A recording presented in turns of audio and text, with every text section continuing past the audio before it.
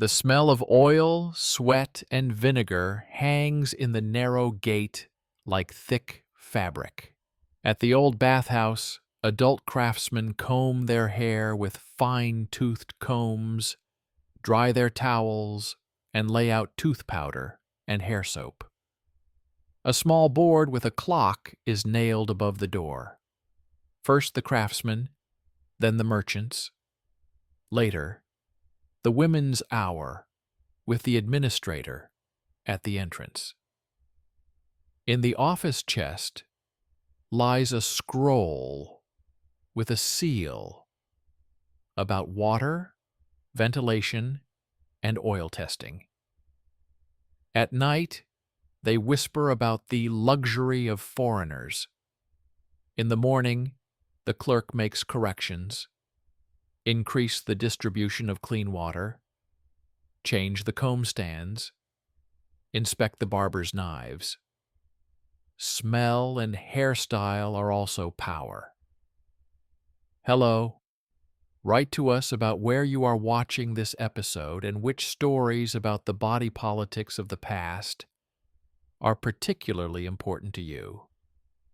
Leave a comment about what caught your attention in this story and enjoy listening.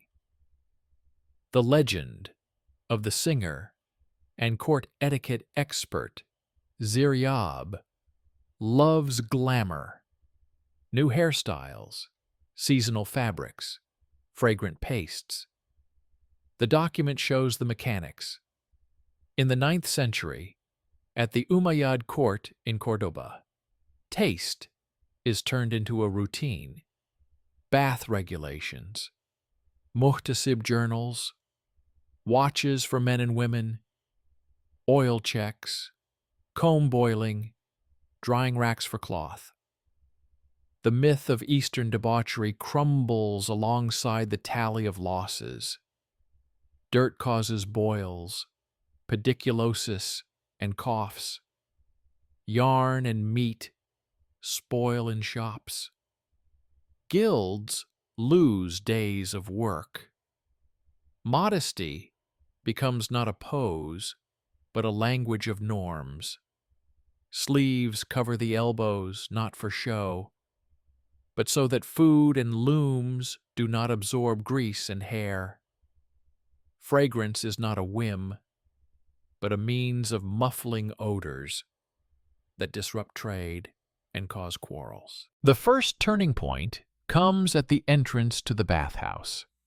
Opponents declare warm water and aromas to be softening of the temper, while the office lays out the dry results, recorded in words: fewer boils, fewer colds, faster return to the machine with short sessions, and breaks for ventilation. A board appears with hours divided into streams, and a list of contraindications with seals. The second twist is economic.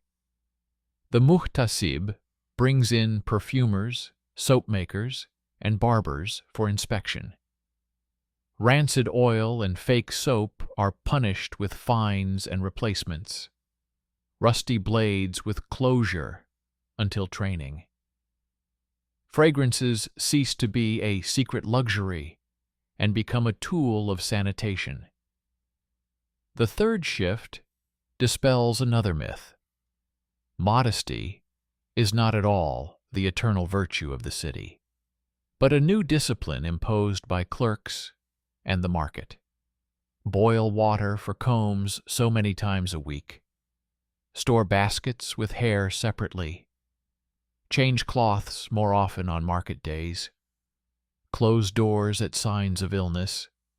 Do not mix cues. The city also sees the dark side. Stagnant water in the bathhouse channels causes fever. Clumsy bloodletting leaves bloody cloths. And overheating of adults ends in fainting. The Bimaristan accumulates records of weakness after long steam. The answer is not moralistic, but engineering. Scheduled ventilation, short visits, boiling utensils, a list of prohibitions on the wall, moving the cleaning to the early hours, taxes on certain oils in favor of maintaining the baths. When someone tries to turn bath time into a secret holiday, the doors are closed and the schedule is rewritten to break up the crowds. Thus, the myth of Eastern debauchery is countered by ordinances, registers, and fine books, and modesty manifests itself as a cultural policy of hygiene.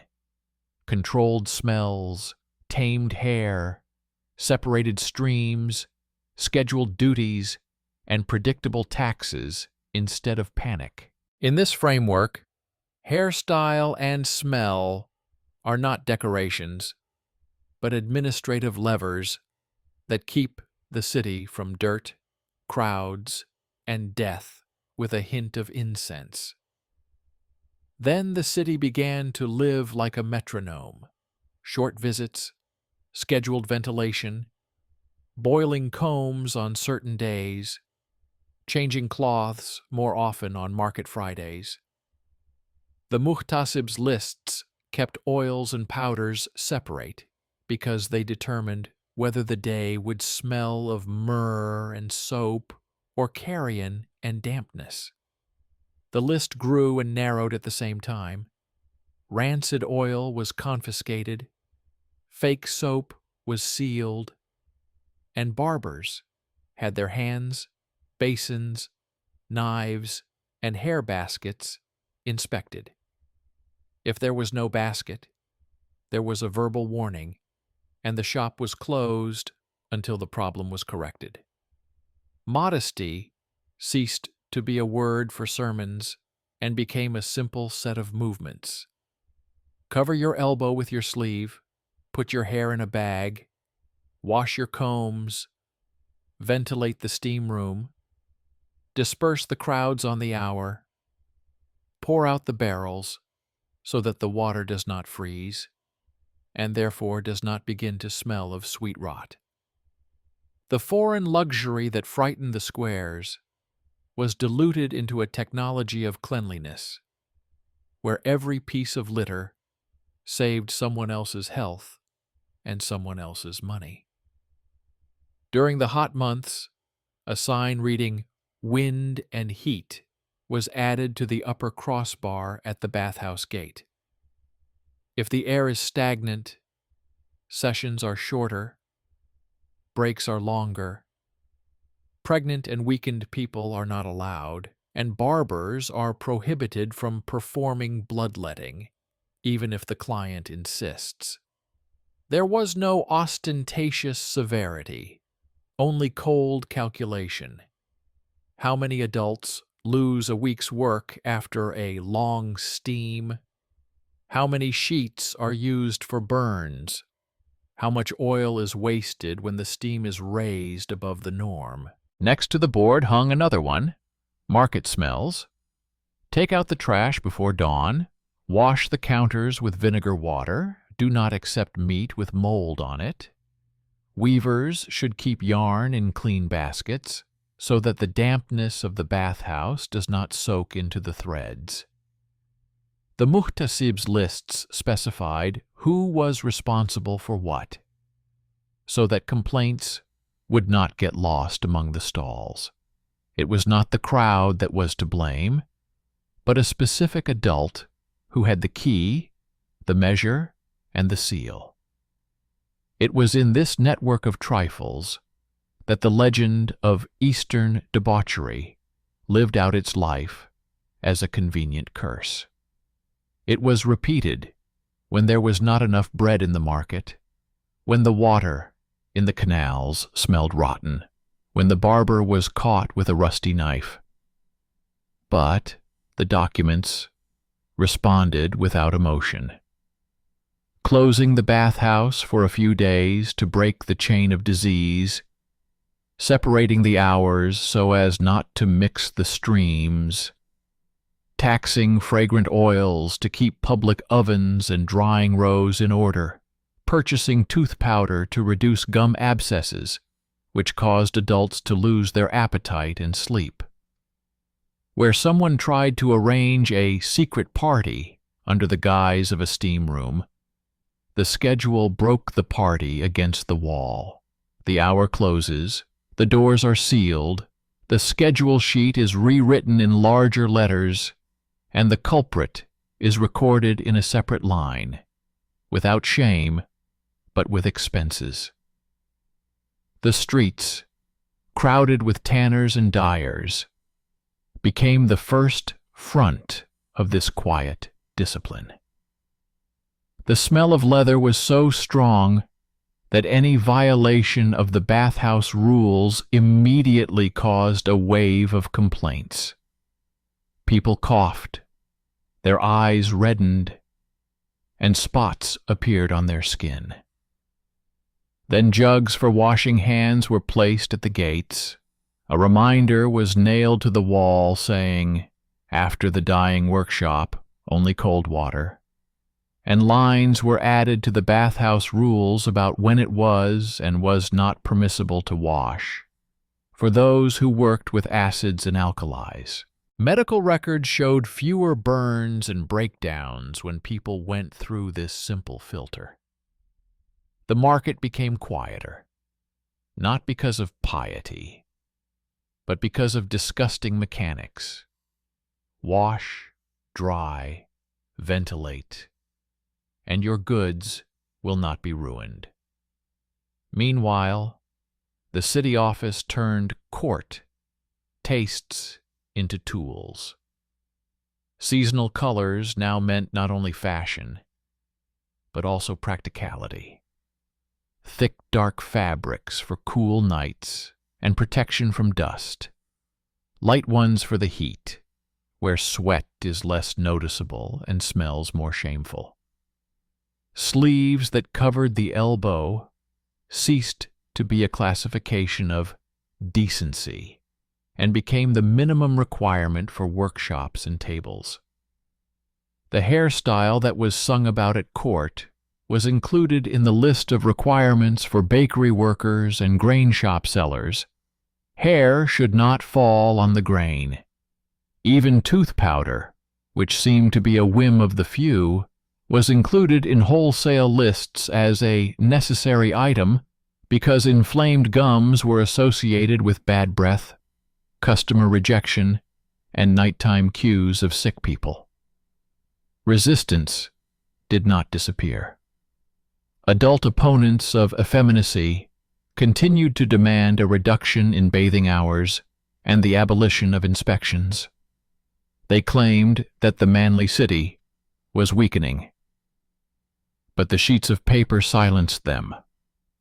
The clerk brought a notebook with figures and words showing how the number of skin infections fell when the towels were dried according to schedule, how downtime in the workshops decreased when barbers boiled their combs, and how street fights decreased when the smell did not irritate the crowd. Not a single kind word, only expenses and deadlines. Where the dispute was not settled by the sheet, the market stepped in. The guild's insurance clauses refused to cover injuries after arbitrary actions in the steam room and cuts from rusty knives, and the stubborn ones began to count faster. The darkest part of this chronicle is no accident. At the first signs of a plague scare, the bathhouse doors were closed, and the wind and heat lists turned into boil everything you can lists. The sewers were cleaned more often, the dung was removed at dusk, and the queues at the markets were stretched out so that people would not breathe in each other's mouths. Then again, there were cries about foreign luxury that supposedly locked up the water. The documents said otherwise. Closed for a few days, open with new breaks, with knife checks and comb boiling. Those who saw this as enjoyment did not look at the hospital records, where the words "adult died" were written next to the words overheating, pus, and respiratory failure. Such lines are not sung about. They are transferred into rules. Ziryab remained in the shadows of this story, like a match that lit the stove, rather than a fire that warms everyone. He was credited with tastes, sleeves, songs, and aromas. But it was not songs that held the real city together, but meticulous statutes. The courtly beautiful turned out to be a suitable excuse to bring the city's sanitary bones together. Modesty ceased to be a decoration and became the logistics of the body. To hide what irritates, to wash away what infects, to set a time that removes the hustle and bustle, to give the knife only to clean hands. Thus, Eastern debauchery turned into a cultural policy of hygiene on paper, taxes in favor of baths, order instead of panic, verification instead of posturing, schedules instead of rumors. Against the backdrop of this measured silence, the myth, as it happens, migrated to neighboring neighborhoods. People said that bath hours relaxed morals, that aromas led men astray, that hairstyles destroyed severity. But the city no longer lived on rumors. It had lists, and each list was protected by a seal, behind which stood someone's days lived without fever, someone's hands without abrasions, someone's benches without empty mornings. Where there was debate about luxury, the office pointed to the numbers written in words. Where there was debate about modesty, the muhtasib hung a new sign at the gate. Where there was debate about honor, the guild remembered insurance. In this web of everyday victories, Cordoba held on, having had enough of its own smell, choosing not the music of pride, but the metronome of procedures. Further on, the routine began to sink into the very sticky depths of the city, where sewage pits and markets argued over who would poison the air first. In the year when the river ran dry and yellow edges of algae appeared on the stones, weaknesses were revealed. The bathhouse had to be closed early, water had to be rationed, and the towels had to be changed more often because the dampness clung to the fabric like a disease to the lungs. In the square, people began to talk again about luxury, which supposedly had no place in a poor season. The office opened thin notebooks, where in written words it counted the days without fainting spells, periods of downtime in the workshops, expenses for lamp oil and vinegar, for washing tables, and concluded, without a list, a fight without a schedule, panic without a tax on oil, a cold stove, and torn hands. At the same time, a special tax was introduced on perfumers, not as a punishment for excesses, but as a share in the maintenance of ovens, barrels, drying racks, and ventilation windows. Thus, fragrance was enshrined in the city budget on a par with firewood and soap. Scent ceased to be a whim and became an expense item. Barbers faced their own storms. Several adult men left the shops with swollen eyelids and trembling fingers from undiluted lie and blunt knives. A new sign hung at the gate of the bathhouse, stating how many times a week to boil combs, how to dry blades, how to store cloths, who to refuse steam baths to during the hot months, and why bloodletting is prohibited in cases of weakness and dizziness. In its shadow, the forbidden hope for strength lost its voice. The guilds did not become a privilege. They became a heated pipe. If you let the order pass through it, you would get a working day tomorrow. If you blocked it, you would get a cemetery sheet. Opponents of effeminacy went on the offensive every time the doors of the bathhouse closed to the winds, complaining about the male misfortune of no steam.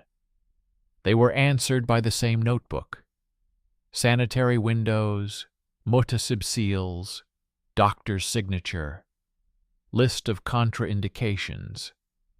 Nothing personal, just a cold list stating that foreign smells kill business and fray the nerves of the crowd faster than a stranger's song. In those same years, modesty finally shed its showcase and became a ruler. It was as if the courtyard had just given the signal: sleeves according to the season, fabric without a sticky sheen, hair tidied up, teeth not smelling of pus. And the city measured it all with a broom. The statutes for bakers and grain sellers included a requirement to hide their hair under modest headscarves. Butchers had to wash their hands after touching warm blood, not for the sake of propriety, but so as not to quarrel with customers, because the smell of resentment is stronger than persuasion. In the dyeing quarters, separate barrels were installed for hands and separate ones for fabrics, so that lye would not get into the steam rooms. Medical notebooks recorded in words how the number of skin lesions in adults decreased when they followed this tedious order. It was not a lesson in good manners, it was the taming of the air. Amid all these changes, the name of Ziryab remained in the text not as a monument, but as an early knot in the rope. He was credited with the habit of changing colors according to the season, neat soap, combs, careful dishes, and sitting at a table where his sleeves remained clean. But there was no dispute about song and luxury in the documents. There were working files. Who brings the ashes? Who is responsible for boiling water? Who moved the cleaning to the pre-dawn hour so that it would not hurt people's eyes during the day? Who imposes a small tax on scented pastes to patch holes in the bathhouse roof? Who opens the window in the steam room at the first sign of stuffiness, and who closes it when the wind blows from the tanner's side? In this list, modesty sounded like a bright instrument that cuts through the noise of the crowd and the fear of dirt. The hardest season came when dying fish floated to the surface on the outskirts, and complaints about throats burned by rot came in a long line. Bathhouses were closed for several days. Springs were wrapped in cloth. Servants drained water from barrels, washed stones with vinegar slurry, and dried cloths so that the wind could pass through them like a sieve. Queues were stretched out in the markets so that people would not breathe in each other's faces. Dye shops were forced to keep their doors wide open, and stuffy stalls were taken out into the street. Myth again tried to trample the cities with words about Eastern excess, as if music and soft soap were to blame, and not rotten water and rusty knives.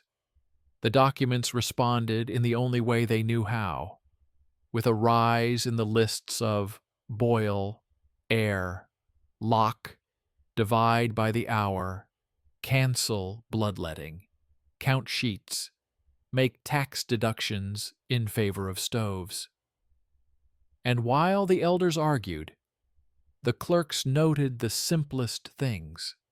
Adults were dying, machines were breaking down, and people stopped fighting over watches at the entrances to the baths.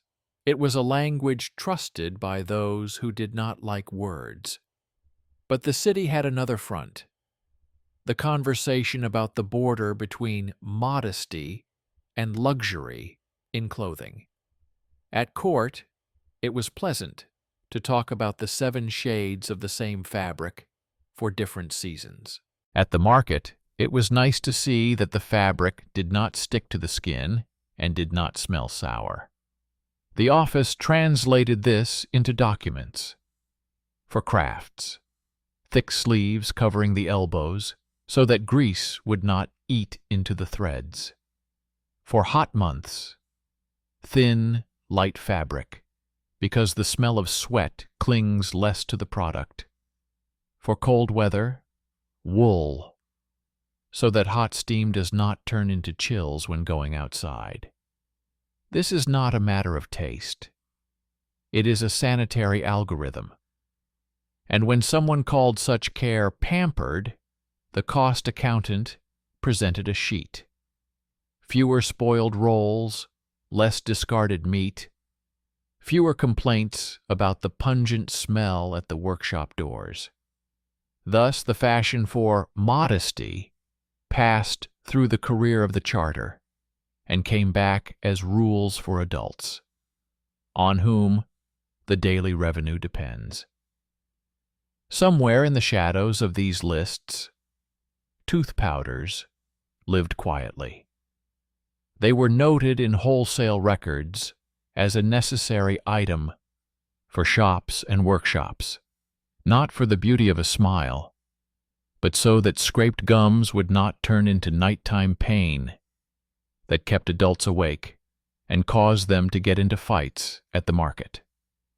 Medical notes linked mouth decay to a loss of appetite, mistakes at work, and an odor that drove customers away. Therefore, the powder went the same way as soap and vinegar, into the expenses for a peaceful day. This modest item did more for public moral tranquility than any loud speeches. In a city where every smell can spark a riot, an odor neutralizer is a tool of power. This was followed by lists of tangible prohibitions where the words looked unpleasantly bare but worked well. It was forbidden to keep shared rags in the bathhouse. It was forbidden to leave baskets with combed hair open. It was forbidden to receive visitors at a time not specified on the sign. It was forbidden to use sour oil. It was forbidden to store knives without an oil film. It was forbidden to bleed after the steam room. Each point had a note explaining why. Because it causes boils to grow.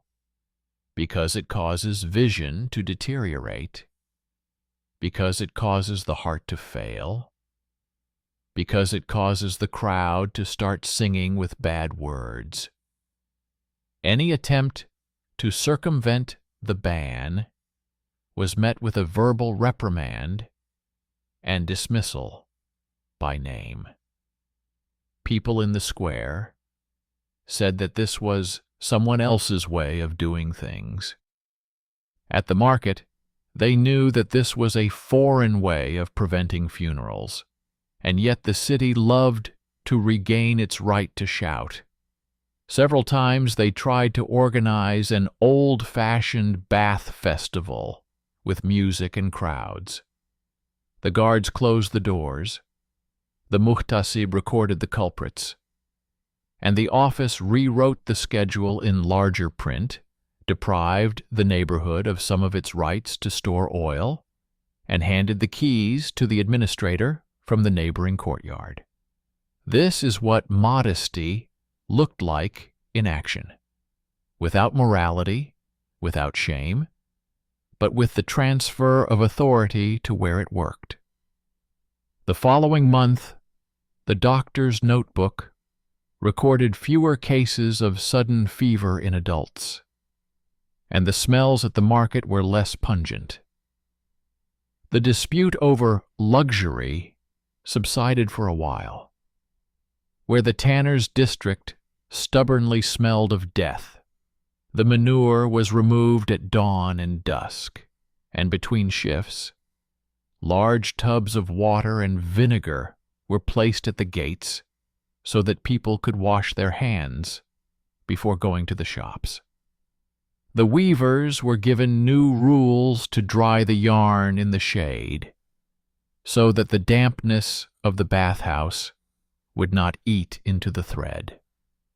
Adult workers going to the bathhouse after the dyeing workshop had to first pass through cold water at the gate, and this simple formality reduced the number of accidents and burns that turned the month into a black book. Thus, after a couple of dry lines, the city continued to learn from itself, not from legend. All of this together, signs, vinegar, sleeves, knives, baskets, clocks, and taxes, was the cultural policy of hygiene that the myth tried to aptly call Eastern debauchery. Legends about pampering were popular when it was necessary to shift responsibility for the filth, stench, and panicked crowds. Documents did not liberate. They bound. They cannot be embellished with wit, but they can be used to thicken the air in the city to a state where an adult has a chance to go to bed without the stench of others and wake up without pain in their gums and without swollen eyelids. And as is particularly clear in these pages, modesty is not about prohibiting joy. It is about ensuring that joy does not turn into strife and funerals. The city chose not a song, but a rhythm. And in this rhythm, hairstyle and smell remained a power that is not waved around, but used like a sleeve to cover the elbow so as not to stain the table, and to cover the day so that there would be someone to open the shop tomorrow. Further on, the city continued to breathe with small movements, and with each month, these movements penetrated deeper under the skin. The lists of bathhouse administrators included separate columns for those who worked in tanneries and dye works, for bakers and butchers, for potters and weavers, not as a tribute to attentiveness, but as a way to predict what smells, salts, and alkalis a person would bring to the threshold. There was also a quiet line about water. If the river flows with a rotten wave, change the barrels more often. If a green film settles, ventilate longer. If insects have infested the city, move the drying rows into the shade and fill the cracks with fresh clay. Such notes did not appeal to those who liked simple answers. But the estimate, written in words, taught faster than any sermon. Fewer fainting spells among adults, fewer boils and burns, fewer empty days at the machines. And the louder the word luxury sounded, the quieter the pages with seals rustled. In the same year, the issue of knives and combs was raised as if they were weapons. Barbers were accustomed to thinking of themselves as people with a light touch who gave the face a dignified appearance. Now they were reminded that a hand without clean water was dangerous. A new set of rules appeared in the charter: boil combs on schedule, store knives in a light oil film, change cloths more often on market days, and for those who bring alkalis and dyes, keep separate jugs of cold water at the gate before going to the steam room. Violations were recorded, not with the words shame and honor, but with the words expenses and responsible. Adult men, accustomed to arguing, grumbled at first. But when the guild's insurance clauses refused to cover injuries after incorrect procedures and cuts from rusty blades, even the stubborn ones began to think twice. And this calculation proved more convincing than nostalgia for the old ways. The thick, slightly sweet smell of new soap still irritated the old men, who clung to memories of other people's songs and stories about laziness. But in the market, the smell ceased to be a toy. Perfumers, soap makers, and powder sellers were registered as health holders. Muktasib went around the stalls and noted where the oil had darkened, where the powder had clumped, where the scent had become harsh. Repeated violations resulted in a seal on the doors and a demand to show where the raw materials were purchased and where the taxes went. The money from these taxes did not go into the pockets of those who had become fashionable, but into the ovens, drying racks, barrels, shutters, and windows through which the air passed. The strangest thing about this construction was that the taste really did muffle the scandals. Where it smelled clean, people argued less, shouted less, and swallowed their resentment less. And where there was less resentment, the vases on the shelves survived until evening without cracks. The courtyard did not disappear from history. It acted as a workshop of signals. Stories about flowers by season were refined to craft logic. Darker for nights and dust, lighter for heat, where sweat and dirt are less visible. Sleeves covering the elbow migrated from propriety to a sanitary minimum for tables and spindles, so that grease, flour, and wood chips would not bite into the fabric. The hairstyle for which melodies were played at court turned out to be a line in the requirements for sellers of grain, dried fruit, and bread. Hair must not fall on the goods. Even tooth powder, which until recently seemed like a foreign fad, became a wholesale commodity of primary necessity, because inflamed gums in adults resulted in nighttime complaints, breakdowns at work, and an odor that caused customers to leave and neighbors to call the guards. The city stopped romanticizing personal care. It stopped arguing about beauty and started talking about necessity. At the same time, the first complaints about women's hour began to appear. Allegedly, it makes people lazy, interferes with work, and softens severity. The office put out 2 notebooks, one with notes about the crowds and fights at the gate when the lines were mixed, the other with notes about how complaints and hospital visits among adults dropped when the lines were separated, and there was a supervisor in charge of ventilation, temperature, and clean towels. There was no hint of fun, only a strict routine. The swearers retreated not because of shame, but because of the sight of graphs, where the word less appeared more often than they would have liked. And the women's hour remained like a stone that no one stepped on anymore.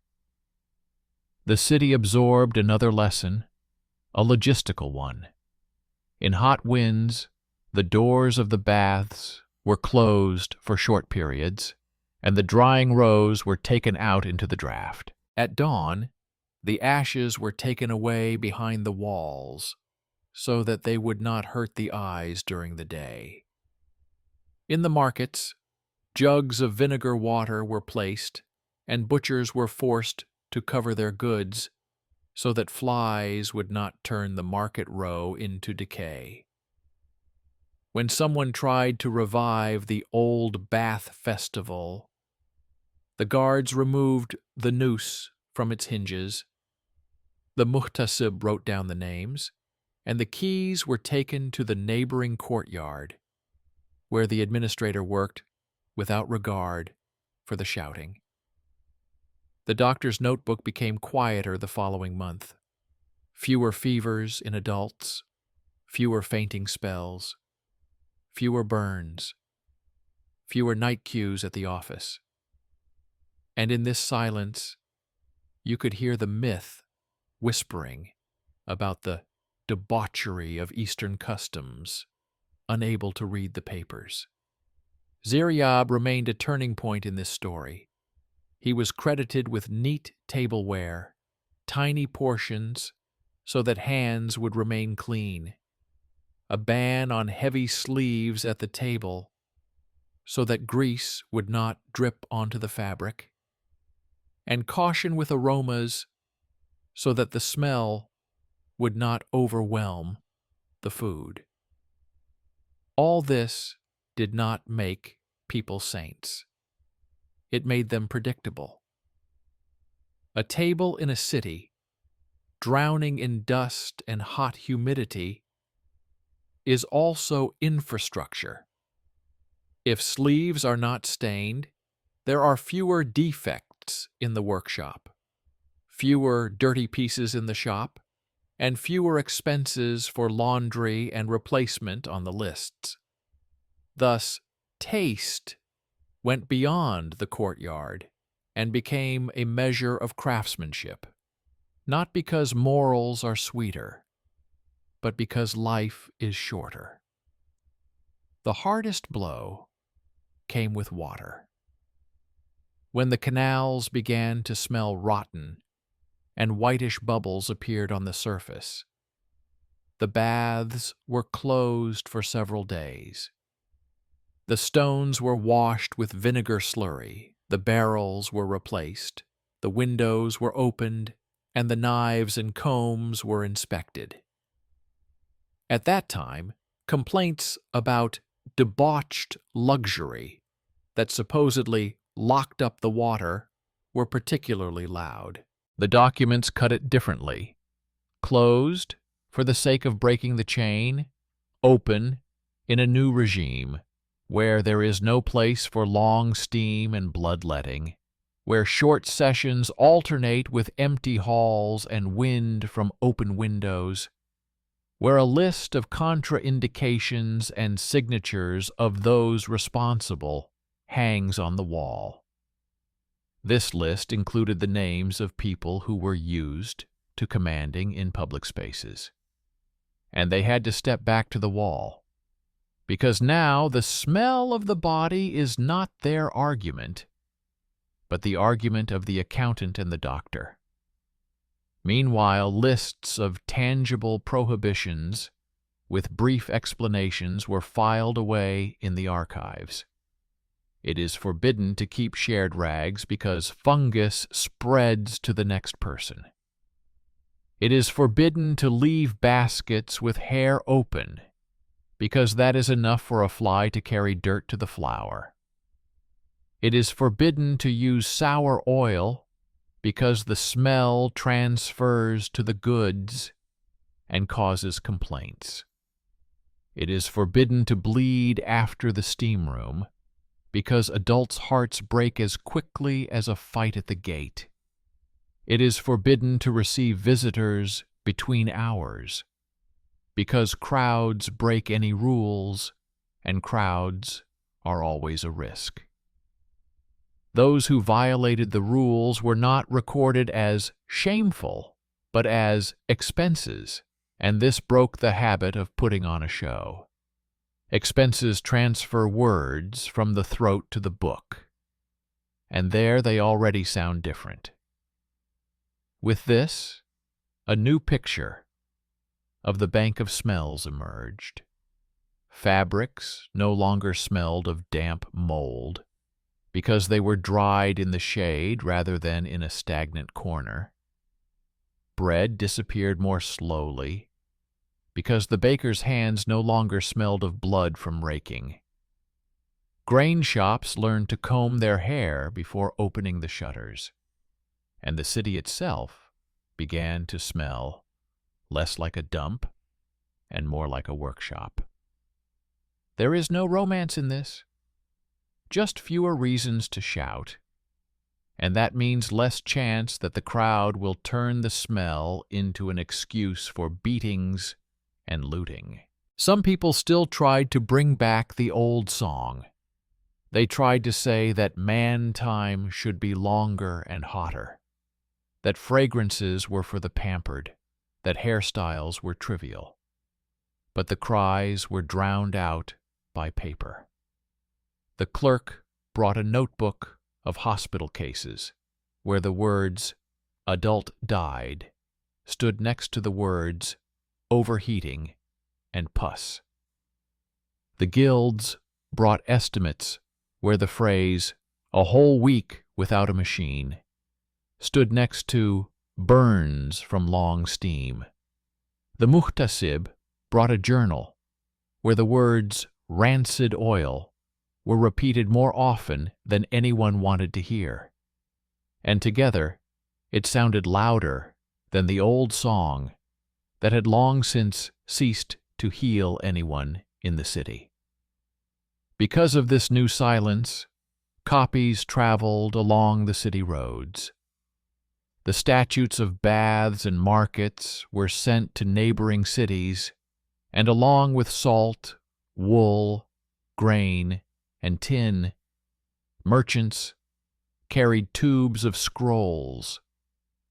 Where people liked to complain about Eastern excesses at the entrance, local clerks copied other people's tables and changed only the names of the neighborhoods.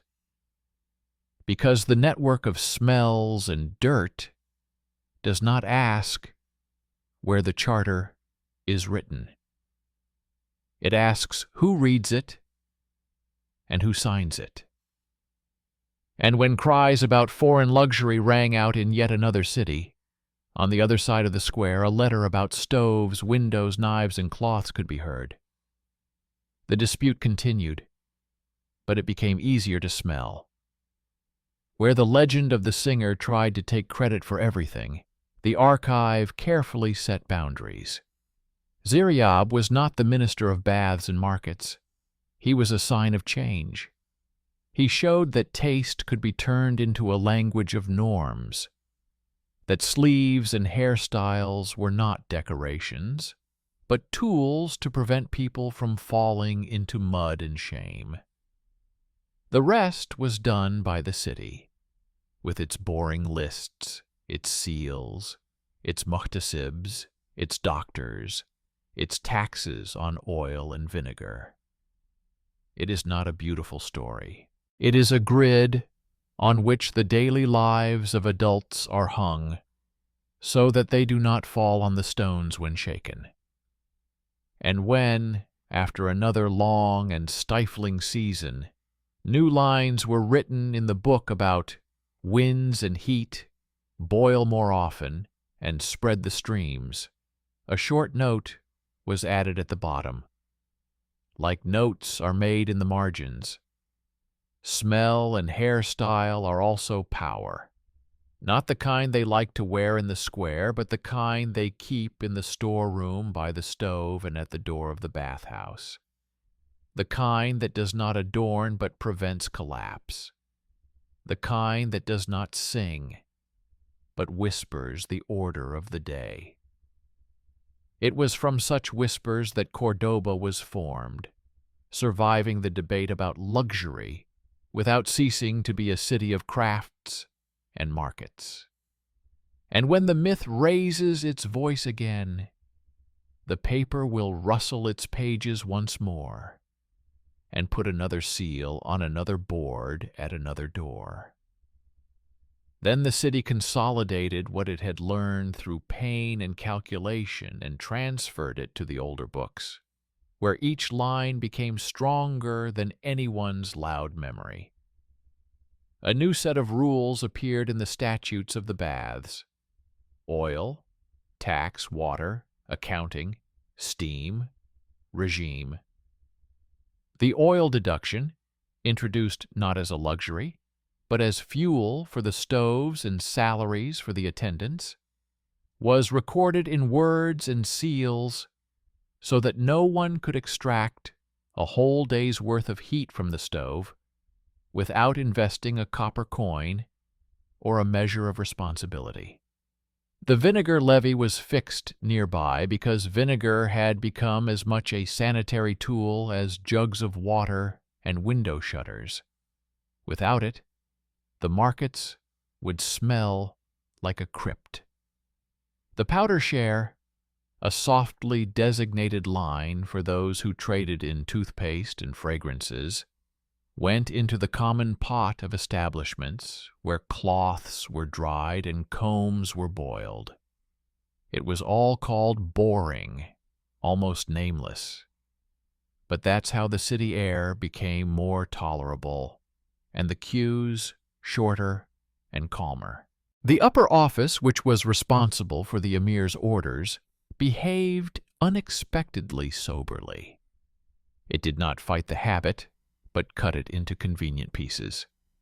The one who spoke at court about taste as a marker of the seasons gave the city a language in which it was possible to describe not only music and sleeves, but also windows, stoves, knives, and hair baskets. And the more insistently the neighborhoods remembered songs about soft aromas, the more persistently they crossed out the rust on the blades and the rancid sourness in the oil below. Adult men and women, accustomed to handling iron and dough, began to measure time by the swaying parade of signs at the entrances.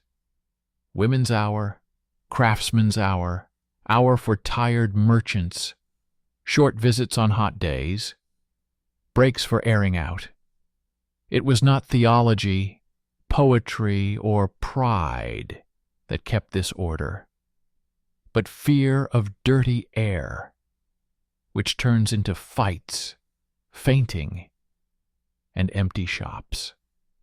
The first serious break in the narrative of luxury happened where no one expected it, in the silence of the night, when several courtyards tried to bring back the old bath holiday and arranged a long steam bath for the crowd, which crossed paths without rules. The morning rolled out several stretchers and a long whistle from the markets. The smells thickened, people quarreled over queues, fresh greens wilted from the humid stuffiness, and dried fruit sellers complained about sticky dust from other people's hair. The office responded not with anger, but with cold logic written on sheets of paper. The doors were closed for a short time. The schedule was rewritten in larger print. Those responsible were deprived of their keys for the season, and the quarterly oil deduction was temporarily transferred to the neighboring courtyard, where the administrator did not confuse working hours with a fare. The doctor's notebooks became quieter. Fewer cases of fainting and burns, more notes about adults returning to work the very next day. Thus, the bathhouse returned to its dry name, a place where moderation is stronger than habit. The second debunking of the myth came through knives and combs. Barbers, who considered themselves the guardians of the city's image, received a line in the charter that sounded dispassionate and harsh. Boil combs on schedule. Keep knives under a light film of oil. Change cloths more often on market days. And for those who come from tanneries and dye works, first serve a jug of cold water for hands and hair before steam. Violations were not discussed in public, but were recorded in the muhtasib's journals and in the guild's insurance clauses. A few cuts with blunt blades, a few inflammations of the eyelids, and the city's expense book transferred the treatment from the charity column to the damage due to negligence section, that is, at the expense of the shop and the courtyard.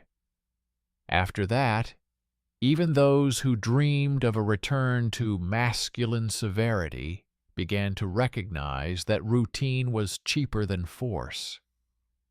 The third twist hit the smells, which had always been a cause for quarrels. Perfumers and soap makers, yesterday still convenient targets for ridicule about Oriental bliss, were entered into the register as keepers of sanitary instruments. Their oils were tested for rancidity, powders for caking, and cooking water for cloudiness. Repeated violations resulted in the closure of shops and demands to present raw material purchases and tax bills. Part of the money went directly to heating baths and vinegar for washing market tables. And here it turned out that a subtle smell did not corrupt, but rather quelled fights. Where it smelled clean, people argued less, and sellers were not afraid for their shop windows. A strange conclusion took root, unlike a legend. A soft aroma keeps the city from harsh shouting. Underneath this whole network of measures was a difficult water season, on which Cordoba had always depended. When the river ran dry and fell to its stone banks, bubbles swelled in the canals, and the air smelled rotten. During such weeks, Eastern debauchery once again became a convenient curse, as if soap were to blame, not stagnation. The documents responded to the metronome. Close the baths for a few days. Wash the stone with vinegar slurry. Change the barrels. Wash the combs with boiling water. Check the knives. Distribute the flows according to a schedule with long ventilation periods. Cancel bloodletting and any long steam sessions. Hang a larger list of contraindications. Rewrite the signatures of those responsible so that no one could hide in the team. The medical sheets at the bottom were shorter than in previous years, and that was more important than anyone shouting. The city map, if viewed as a map of smells, became more accurate. Weavers dried yarn in the shade so that moisture would not get into the threads. Bakers brought jugs of vinegar water to the tables for quick cleaning. Butchers kept their hands clean not for propriety, but so that their goods would not acquire the shadow of rancid blood. Sellers of grain and dried fruit fastened clean bandages on their heads as a norm, because a fallen hair was not a shame, but a costly stain and a cause for scandal. Even something as trivial as tooth powder ceased to be a private whim. It was sold as a wholesale commodity, because nighttime pain in adults due to inflamed gums, took away their working day and hung the morning smell of illness on the benches where people were accustomed to talking peacefully. Under the walls, with signs indicating the hours of the baths, there were short but regular attempts to return to the way it used to be. And each time, paperwork got ahead of habit. The guards closed the doors, the muhtasib wrote down names, and the keys went to the neighboring courtyard, where the manager gave steam, not according to her mood, but according to the list. The noise and bustle in the market subsided. Tired adults stopped glaring at each other on the gate paths, and the burns and fainting column in the Bimaristan shortened. On the horizon, inside the same archives, copies of statutes, Cordovan, neighboring, distant, accumulated and went on the road with salt and wool, because cities learn not from songs, but from tables. The name of the court singer, who had become a sign of taste, did not disappear, but moved to the prefaces and commentaries, rather than the lists of duties. He was credited with careful tableware, a shortened portion, and a clean sleeve, and the city used this as an example. But it was not melody that held Cordoba together, but the rustling of parchments. Who brings the ashes? Who boils the water? Who is responsible for the vinegar and the purchases? Who checks the knives? Who signs at the entrance to the steam room? In this craft, modesty finally ceased to be an appearance and became a system where the body of an adult is protected, not by a slogan, but by the marking of the process. Resistance was rooted in the memory of their elders, in their desire to see effeminate authority in the bathhouse hours and knife checks. But all they had were stories and fatigue. On the tables in the office lay sheets of paper with words instead of numbers. So many days without fainting spells, so many fewer complaints, so many expenses removed from the guild, thanks to the proper storage of oils and alkalis, so many instances of overheating prevented thanks to ventilation. The legend of Eastern debauchery was angry at this language because it could not be used to depict victory with a cry. It could only be used to prevent pain. There is a darker twist to this story, where politicians tried to capitalize on fears. Several zealous people, hoping for cheap fame, tried to abolish women's hours and cut back on bathhouse windows, hiding behind the word honor. Their actions were not described on the walls, but were recorded in two columns: initiative and consequences.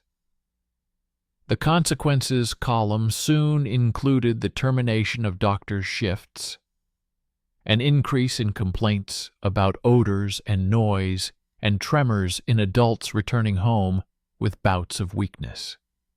And every time their initiative reached the courts, the decisions sounded the same: restore the clocks, bring back ventilation, and shift the costs of vinegar and cloths to the initiators. Their anger was mutely imprinted on the paper, where it was cramped. The quietest victory came at the end of a long, dry summer, when the river receded another step, and the city forgot how to sing even in the evening. Then rumors spread in the markets that bathhouse fees and taxes on oils were a tribute to taste. Several dozen weary adults gathered at the office door, ready to believe in any savings.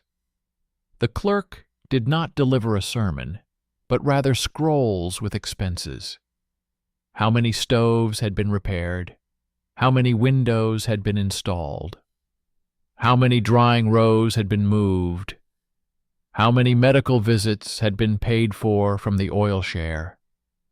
How many fights had not taken place at the doors because the smell was tolerable and the queues were orderly? The people did not applaud. They dispersed, and the scrolls were returned to the shelf. It was a victory without winners and without celebration, but it was this victory that cemented the idea. Smell and hairstyle are administrative levers, not a cause for pride.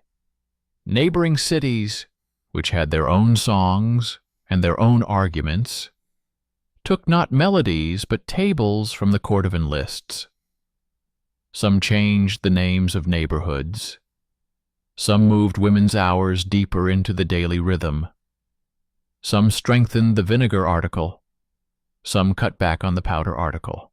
But everywhere the document became stronger than the cry. The air became calmer. Where the cry preceded the list, the air thickened and stung the eyes. This was visible not through the eyes of history, but through the eyes of people tired of living in turmoil and filth. They reached for the paper not because they loved the print, but because the print meant a peaceful evening. The memory of courtly taste ultimately remained as a mark in the margins, a reminder that sleeves and hairstyles are not trivial matters. And the city continued to count, like a carpenter who measures a board twice and saws once. The lists of bathhouse administrators now had different rules for each season. On windy days, less steam, more ventilation. In the heat, short visits, no bloodletting. In the off-season, emphasis on boiling water and washing combs. For people from the tanneries, mandatory cold water at the gate. For grain merchants, hair bandages, and shaking out clothes before entering. For weavers, a cool room after the steam room, so that the wet thread would not break on the loom. All these little things were recorded, not for the sake of perfection, but for the sake of survival. By the end of this long journey, the myth was as tired as a shopkeeper after a day at the market. He still tried to call the order weakness and the smell a mistake of morals.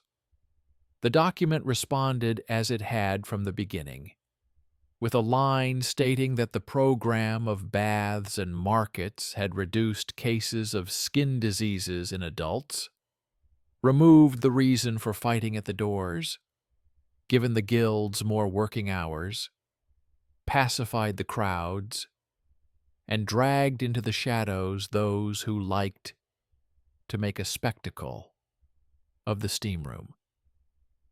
And if one day someone decides to read this story again as a song about the excesses of others, the city will show them the pages where every word is engraved, not with grace, but with survival.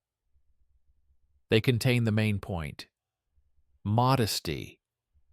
Here is not a mask for shame, but a form for air. It was this, along with vinegar, oil, knives, combs, sleeves, and schedules, that kept Cordoba on the edge between filth and panic, between market and brawl, between empty words and a difficult but cleaner breathing day.